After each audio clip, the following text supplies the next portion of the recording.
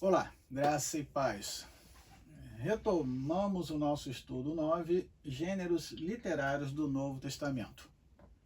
Vimos no vídeo passado, no encontro passado, os Evangelhos e o livro de Atos dos Apóstolos.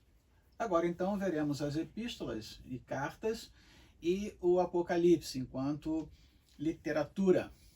Vamos lembrar que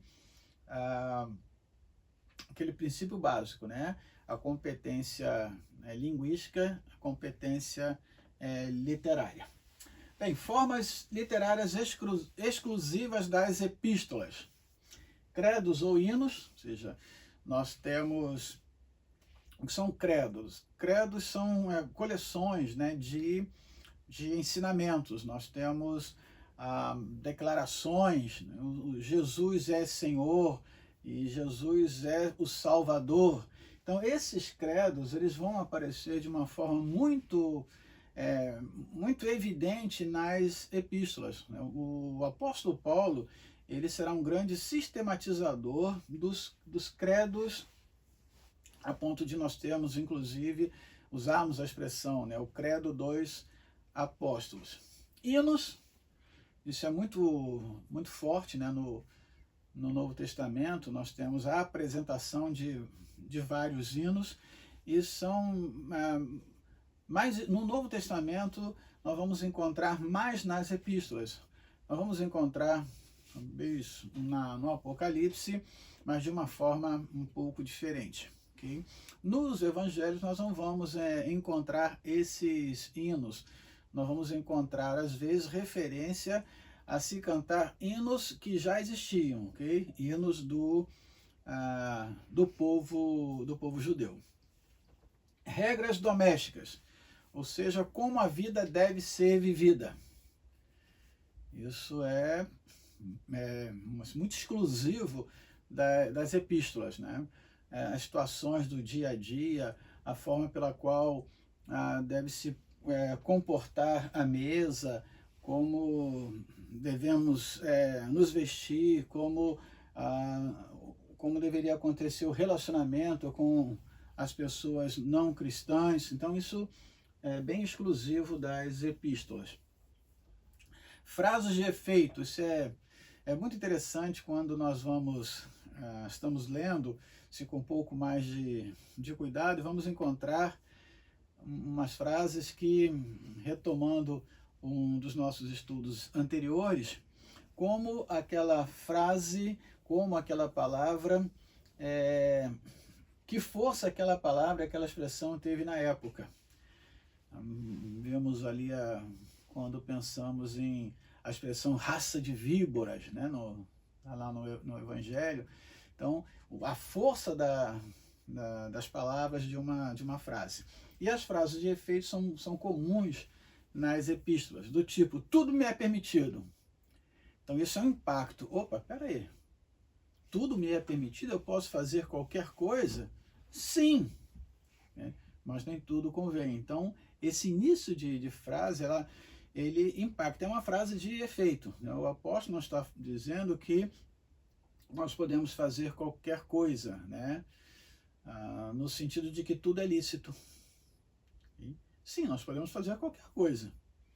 No entanto, nem tudo nos convém. É bom que o homem não toque mulher. Opa, que isso? Então, essa é uma frase de efeito.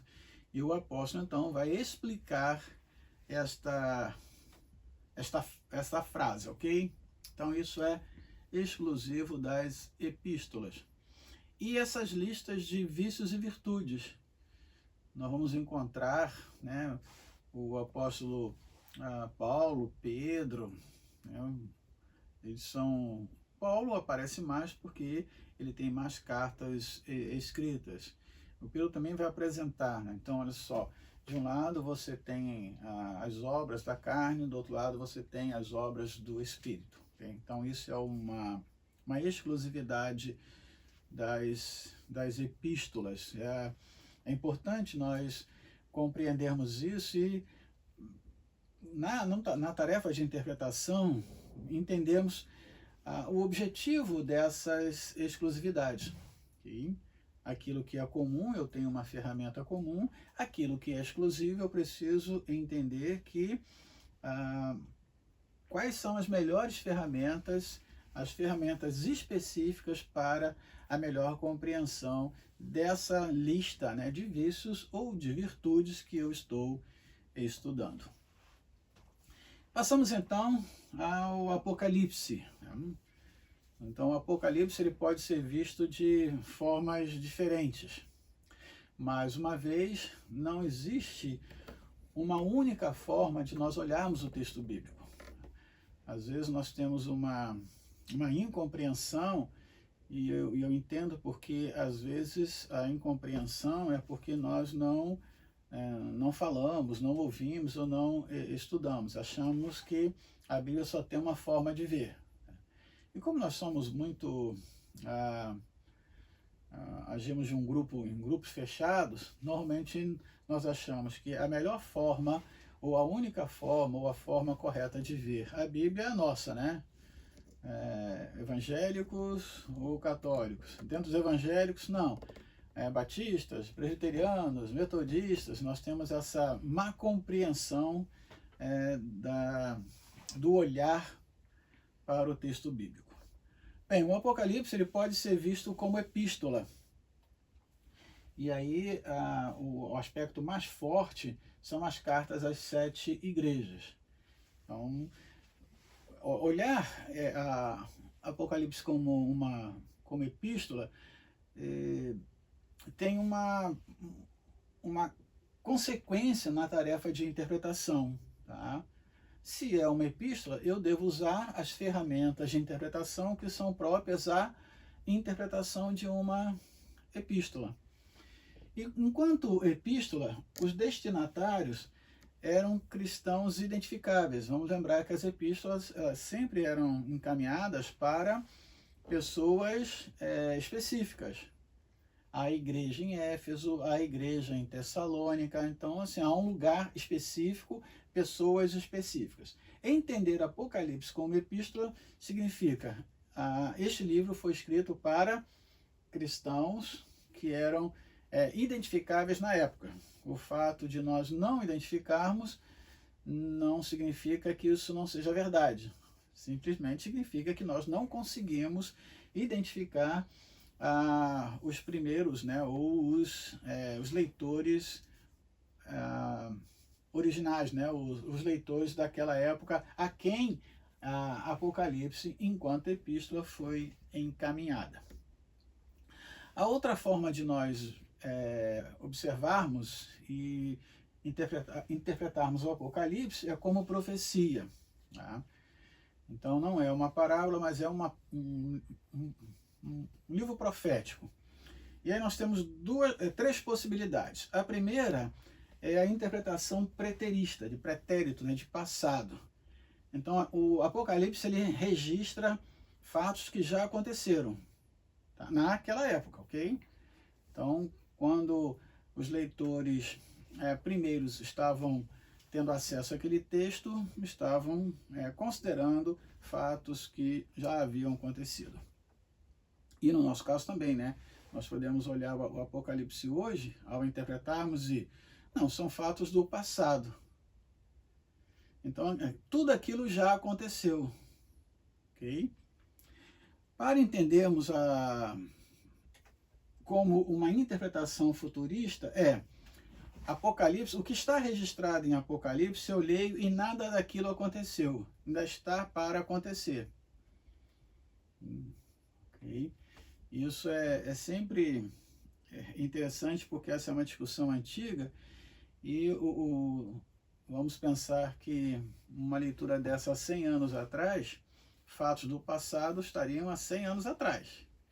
Hoje, 100 anos à frente, esse período de 100 anos, que seria futuro, né, para o intérprete do século passado, já é coisa do passado. Então, o Apocalipse já teria que acontecer determinadas coisas nesses 100 anos. Então, se eu olho o Apocalipse como faço uma interpretação futurista, falo, Esses atos não aconteceram, mas ainda irão acontecer. E temos a interpretação historicista. Apocalipse fala das eras da igreja. Então você já deve ter ouvido isso, né? A igreja de Laodiceia significa o período que a igreja fez isso, isso e isso. A igreja de Antioquia significa que a igreja no período tal, quando a igreja cristã fez isso ou fez aquilo, ok? Então essa é uma forma de se interpretar o Apocalipse. E a quarta, né? Não são três, são quatro. A interpretação idealista, ou seja, existe um eterno conflito entre o bem e o mal. Então, isso está lá desde Gênesis até o final, né? Na consumação da história humana, nós temos um conflito entre o bem e o mal. Então, o Apocalipse trata disso. Então, eu vou usar ferramentas entendendo ou buscando entender como esse conflito se dá. Ok? Interpretação preterista já aconteceu. Eu vou usar ferramentas mais ligadas à história. Okay? Futurista, atos a acontecerem. Eu vou usar ferramentas que me levem a usar mais o simbolismo. Okay?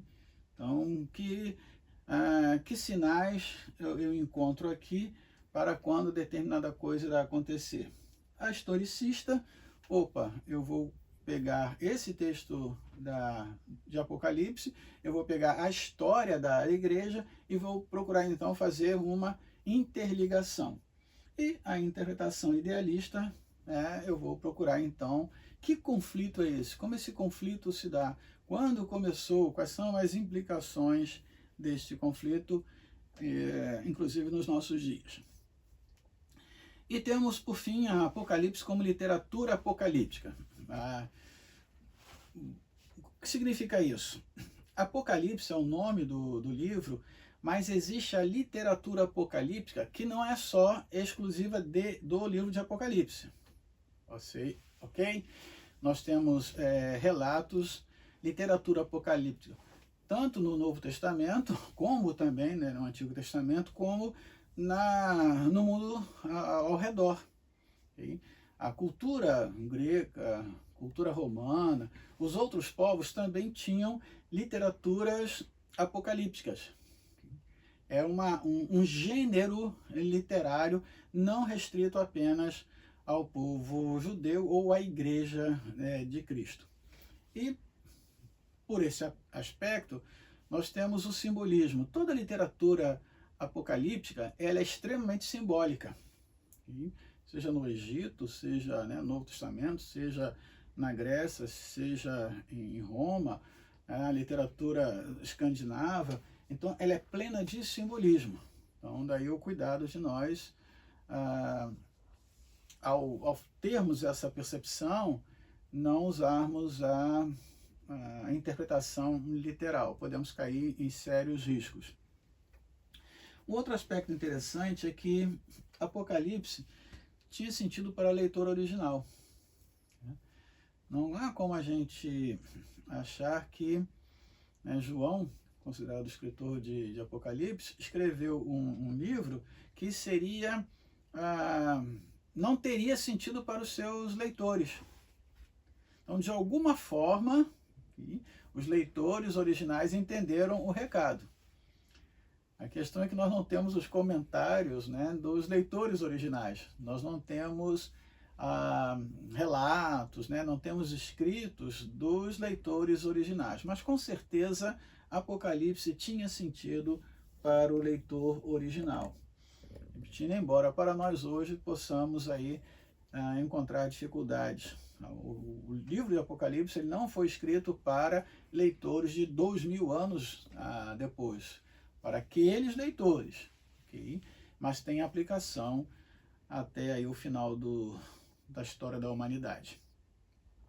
E aí vem uma dica: focar nos temas principais do livro: Cristo, né? Cristo na sua glória, Cristo no seu retorno, Cristo na sua soberania, Cristo no governo mundial. Então, esse é um tema que é principal. Vamos focar, então, nesses temas. Primeiro, na pessoa de Cristo. Depois, na igreja. É um livro que fala sobre a igreja. O que acontecia, o que aconteceria com a igreja. Não no aspecto mais moral, no sentido das práticas, né, domésticas, mas no sentido num sentido maior, né? Falava sim da igreja local, mas nós temos o foco na igreja universal. Então vamos focar nesse aspecto. E a consumação da história. Apocalipse é um livro que ele fala que a história humana, a nossa história, ela tem um final, okay? Para passarmos para uma outra história. E aí nós temos alguns princípios, né? O homem, ele não terminar a história da humanidade como conhecemos, não significa o término da vida humana. Nós vamos ter um novo homem. Então é importante nós deixarmos os detalhes, né, do próprio simbolismo do livro e focarmos nesses três aspectos: Cristo, igreja e a consumação da história. Encerramos então essa nossa síntese dos gêneros literários do Novo Testamento. Até a próxima aula.